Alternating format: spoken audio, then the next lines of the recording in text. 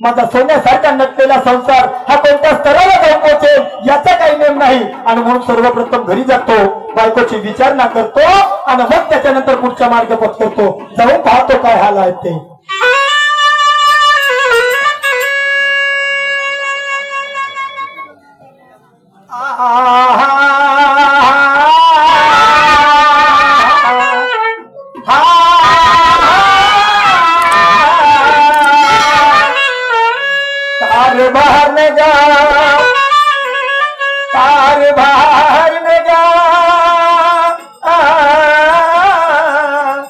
माझे प्रेमाचे नारी नारी गा नारी राशी, अगे राशी किती हलका बायको असेल जी बायको आपल्या नवऱ्याचे अस्तित्व ठेवू शकत नाही, शब्दावरती उभी राहू शकत नाही. काय जिंदगी. बऱ्या बोलानं बाहेर ये, नाही तर मग तुला माहित आहे हा कोणा रंगाचा माणूस आहे म्हणून झटकायला बाहेर ये. बिलकुल. अरे देवा काय सांगावं. 8 दिवस झाले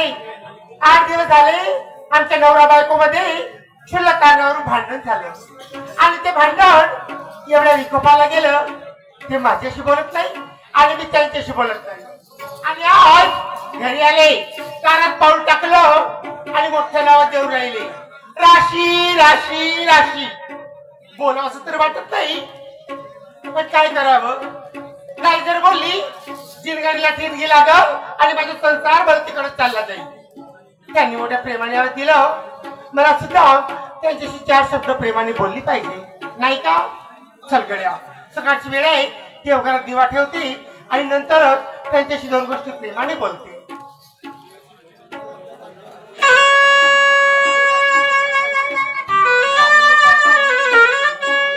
कशी करू. पाणी येऊन राहिलं,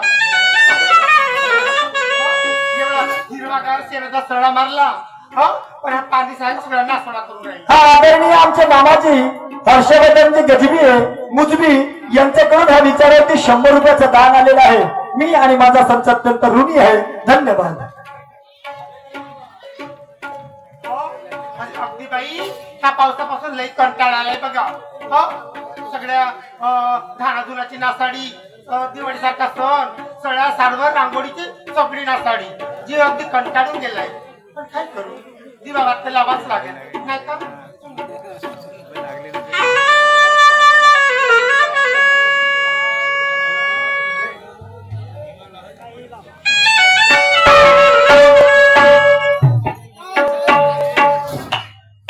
आकाशाचा चंद्र माझ्या शोभे अंगणात, आकाशाचा चंद्र माझ्या शोभे अंगणात, पंढरीचा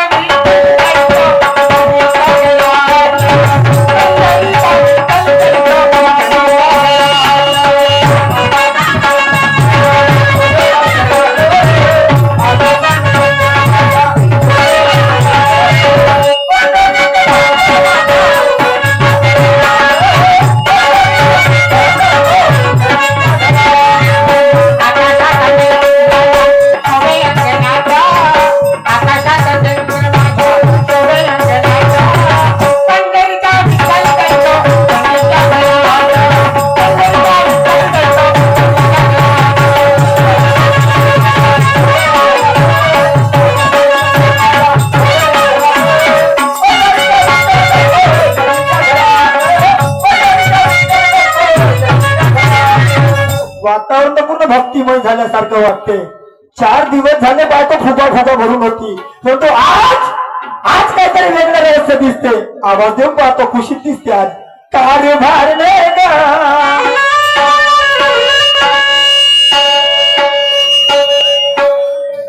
कारभार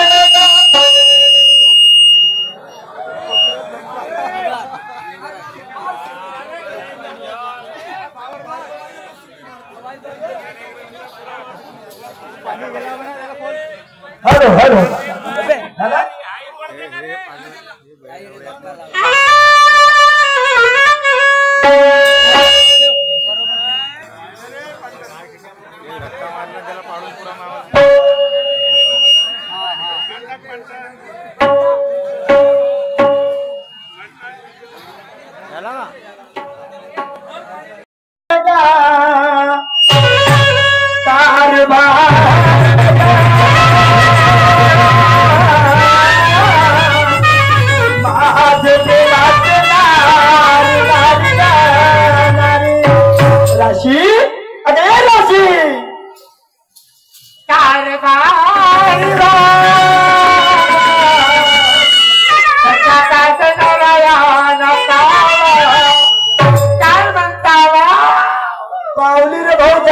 नाही.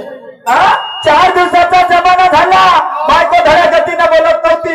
इकडून आलं का करून तिकडं परे. पण माहित नाही जात मध्ये येत्या बरोबर कोणाची नजर पडली तर जशी नजर पडली ना तशी बिलकुल महिन्यासारखी बोलायला लागली. आता हे जर महिना बनत असेल तर आपल्याला रागो बनावंच लागेल. राशी प्रामुख्याने सांग, कुठे गेली होती आतापर्यंत? कुठं गेली होती म्हणजे काय?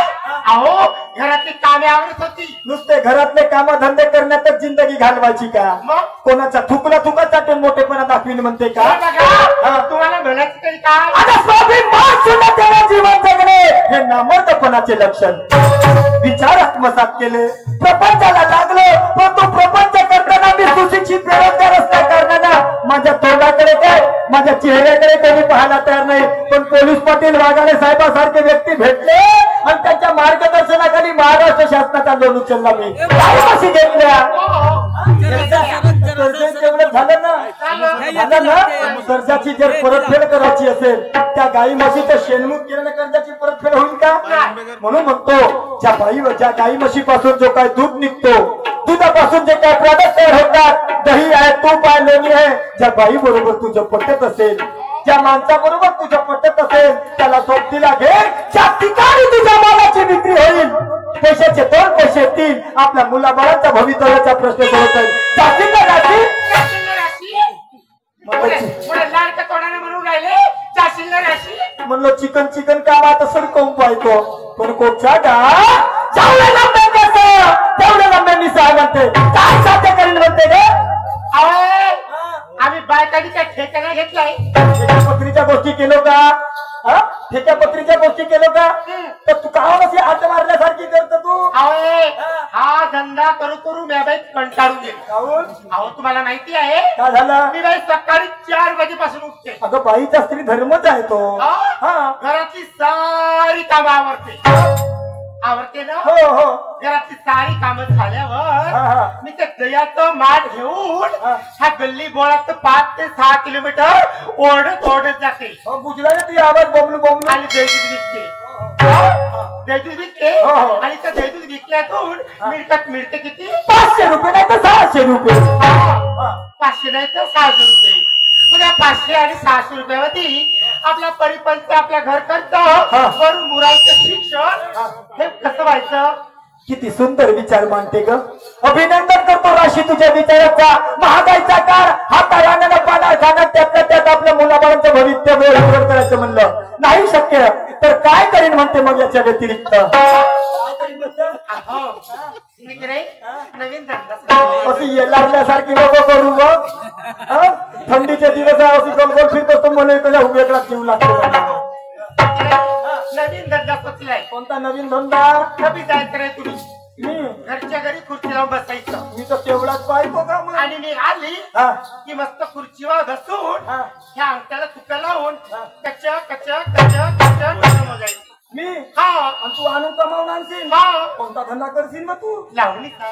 माझ्या मिरचीच्या का पराठीच्या? गावा तिकडं आवती लावणी नाही. आपली मराठी मोडी लावणी. तुला येते करता? हो तुम्हाला माहिती आहे आपल्या झाडी कटले ज्येष्ठ कलावंत मास्टर शेखरजी डोंगरे नाव ऐकल्यासारखं वाटते राशी. हो त्यांनी मला नाही का नाटकामध्ये पाचारे केलं लावणीसाठी. तुले त्या बापान सांगितलं नाही माझी पोरगी नाचल तिथली आहे म्हणून.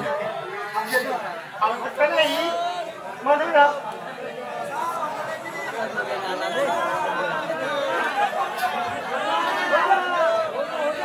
चालू आहे